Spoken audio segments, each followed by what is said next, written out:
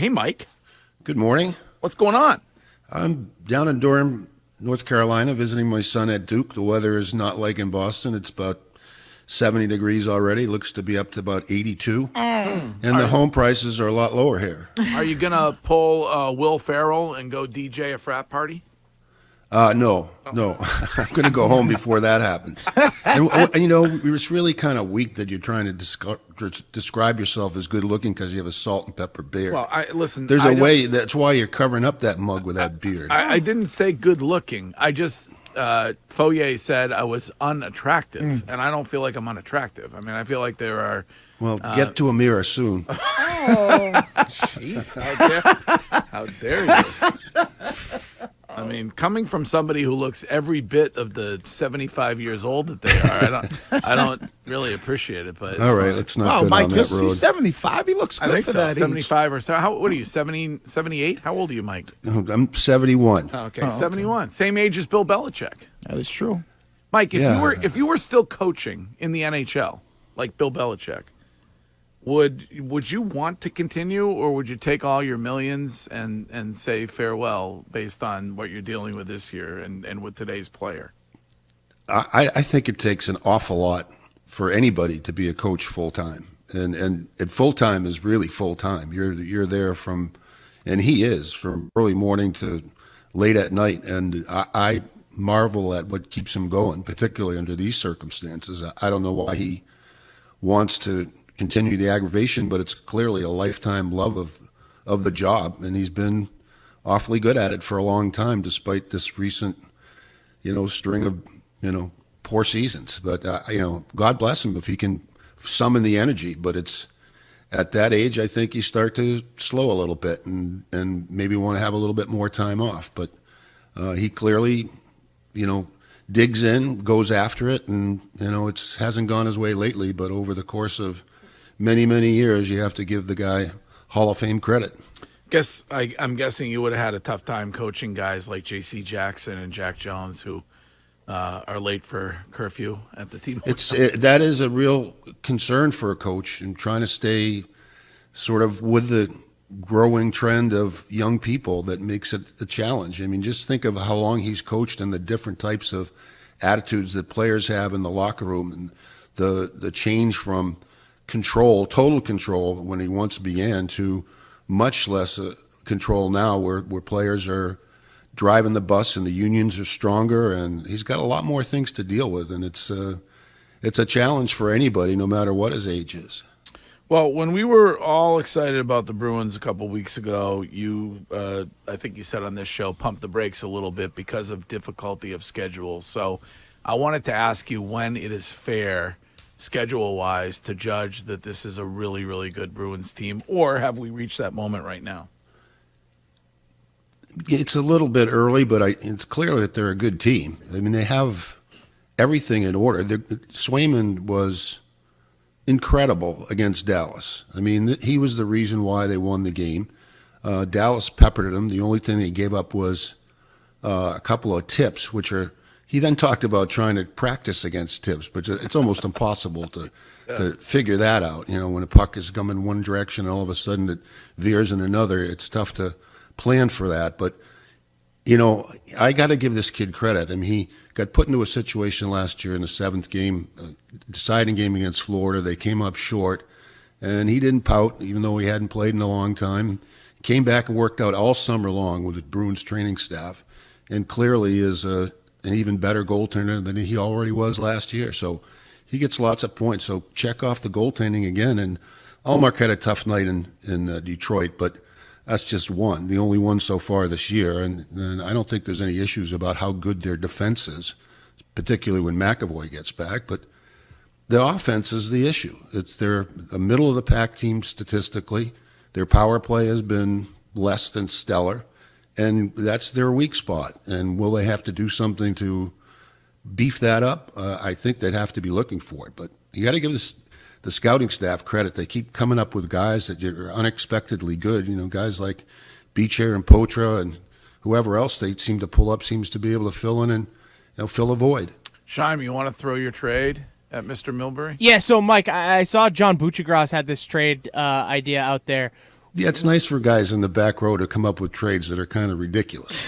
Yeah, and to be honest, I think it's an interesting topic though, because he had suggested an idea that the Oilers desperately need goaltending. The Bruins happen to have two legitimate number one goaltenders.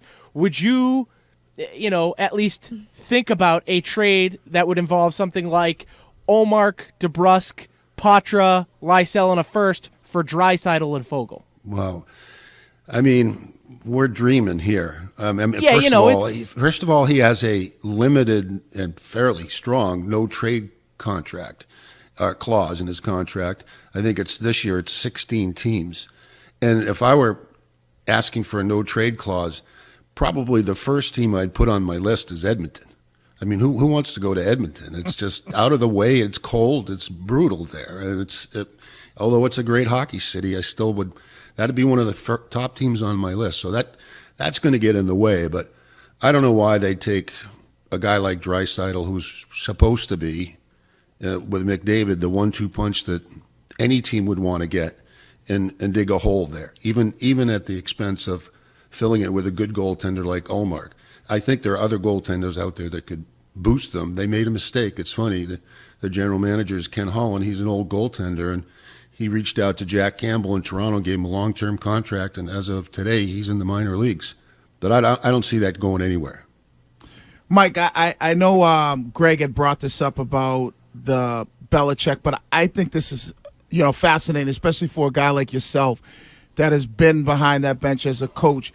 And the position that Bill's in, being 18 games away from setting the all-time wins record, and then trying to prove himself without Brady, would be similar to if you were in this position and you were 18 wins away and you had to prove that you could win without Gretzky, who then went somewhere else and won. How much of that would eat at you to continue to coach versus walking away? It's a fair question. I don't think he needs the record to prove how good he was as a coach. I've heard, and only through the grapevine, that he still would like it. It's a goal of his, and that sort of gets in the way. I mean, you have to coach your own way and not coach for the next win or for a record. We all know that can be problematic, but it is enticing for anybody with an ego, and everybody's got one, to say at the end of his career that he won more games and lost more games than any other coach in history. But it's I don't think that should be the motivation that keeps him going. And I don't think day in and day out he gets up in the morning and says, I got to go to practice because I'm only 18 wins away.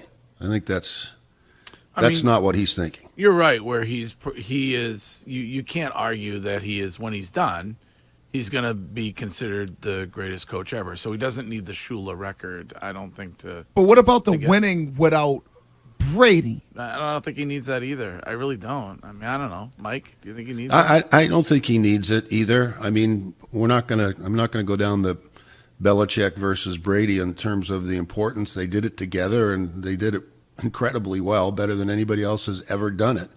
And he was a good coach in New York when they won a couple of Super Bowls. And, he's done it without, I guess, Brady in some senses. But I don't think he needs to play on that. I don't think that's I don't think that's a thing that motivates him. I think he just likes to coach. I think he likes to go there and do the work that you have to do in order to make players better and see the result. I mean, this could. I got to tell you, having been around a team that was really in the muck and the mire, it can be draining. You think it's tough enough to coach a team when you're winning, but when you're losing, it just saps the strength out of you. It takes a lot to pick yourself up and go back to work with the same level of enthusiasm and dedication that it takes.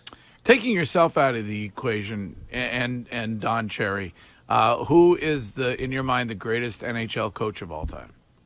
Wow. The guy with the most wins is Scotty Bowman, but, I remember a guy from Montreal, we're talking about how many cups they won. He said, just imagine how many we would have won without Scotty Bowman. They didn't love him, but he got the job done, and you have to give him, credit for that. I mean, there's been a number of them, but clearly he has to be near the top of the list. And But I'll tell you what, my favorite coach of all time was kind of a tie with Don Cherry, who did it in the simplest of fashions and was a player's coach, and Harry Sinden, who was a brilliant tactician and a taskmaster that I didn't see coming. He was tough as nails, and conditioning was never an issue. Those guys were good and fun to play for. But, I don't necessarily, it doesn't have to be fun to play for a coach, and I guess that could be sometimes put on Bill's resume, but they won, and that's the bottom line. And there's a lot of time to have fun after you've done your job and accomplished your goals for about 4 or 5 months in the summertime, and I think it's worth it.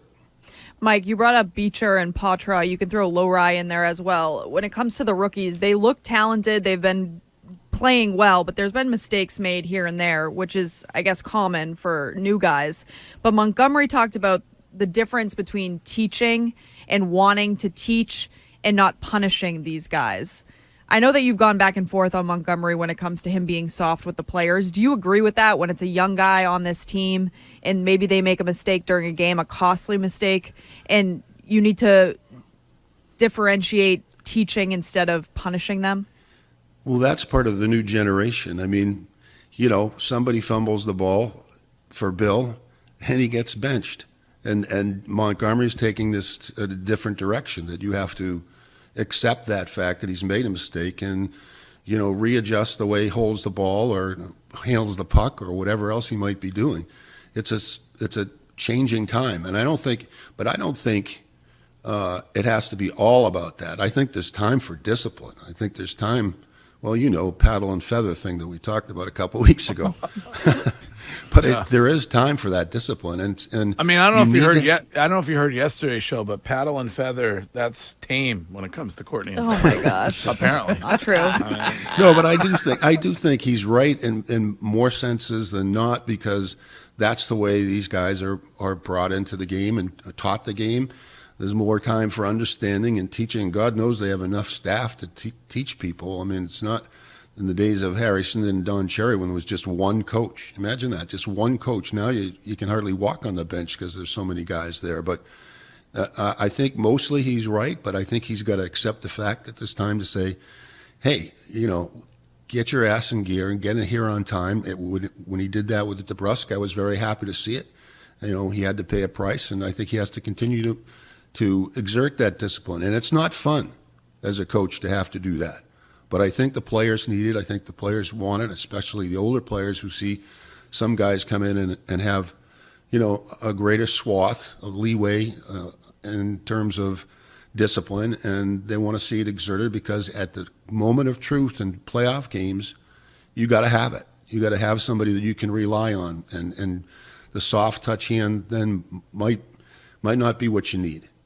Mike, one of the things that I talked about, I remember in my playing career, and it'd be interesting to see when we talk about discipline or what the coach needs to do, and I always bring this up, is guys that could police the locker room, like guys that you respected, but you also, if you didn't do what you were supposed to be doing, whether it's showing up late to meetings, not working hard, you might get your chin checked in the locker room. When you played, was there guys like that had that presence in the locker room? Or even when you were a coach, did you have guys like that on your team that knew could send that message amongst their peers? The coaches generally did that, but there were guys in the room. I mean, when, Ray Bork stood up and said something, or Terry O'Reilly had people cowering in front of him. I mean, he wouldn't tolerate less than maximum effort. That's the history of the Bruins franchise that I think it should be so proud of. It's never rolled over. It's like Harry Sinden told me, and I think I mentioned this one time, it's not bridge, you can't pass. You have to play every game, and you have to play it all out. And you need people in the locker room. And, that was a concern of mine when Bergeron left, because although he wasn't a heavy hand, he certainly was a guy that people would listen to because he was so respected. And that falls now to Marchand in large part, to sort of steer the ship when it needs to be steered in a certain direction. And he's got a few other guys there, but there aren't any. The good news is they're getting younger and not older, and so the future looks pretty bright. But you still need some guys in the room like Marchand that can direct things. And I think McAvoy is starting to step up in that department. I don't know if Pasternak has that kind of clout. I mean, people respect him, but he seems sort of happy-go-lucky, and that doesn't cut it when you come to what you're talking about, Wiggy. Mike, Connor Bedard has 7 points his first 11 games. Is he living up to the NHL marketing hype so far in your mind? He's playing on a pretty average team, and they're playing him with Foligno, who's a great guy, and he's had a little bit of success with him. But, you're not going to take a guy like Bedard into a lesser level, a guy like Potra, and put him with, guys that are near the end of their career or limited talent and expect to see them develop at the rate that you would like them to develop. So my answer is he's not as good as right now as what people were hoping for, but given the circumstances in Chicago, I don't think it's that big a disappointment. All right, Mike, as always, a pleasure. We will talk to you again next week. All right, kids, enjoy the weather.